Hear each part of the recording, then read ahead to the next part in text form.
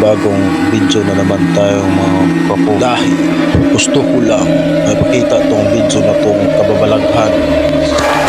Dahil ang isang lalaking ito pinambala ng isang kakilakilabot na nilala na hindi matukoy kung anong nilalang ito. Kaya dapat huwag to natin malalampasin dahil ang nilalang ito ay sumisira sa pagkatao ng lalaking ito.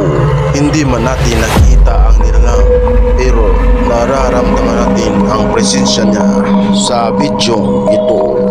Kaya panoorin ng mabuti ang video ito kasi kuha lang ito sa CCTV footage sa Talipapa Bantayan Highway. Hindi man natin kilala ang lalaking ito pero curious lang tayo kung ano nangyari sa kanyang tweet pagkatapos nito dahil ayon sa kanyang salaysay, isang linggo na daw siyang ginagambala ng hindi kilalang ito. Buti na lang daw katabi niya ang kanyang kabit para gisingin siya sa saktong oras.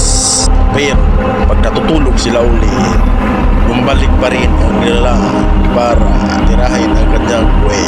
At hika pa niya, nagtataka siya. Nandiyan naman ang kanyang kabit na babae, pero bakit siya pa ang tinitira ng nilalang? At nagdududa tuloy ang lalaking ito. Siguro bakla to ang gumagambala sa kanya. Nakakapagtaka naman talaga. Pero pag napanood mo itong video ito, talagang kawawa naman talaga ang lalaking ito. Tingnan mo ang kanyang posisyon.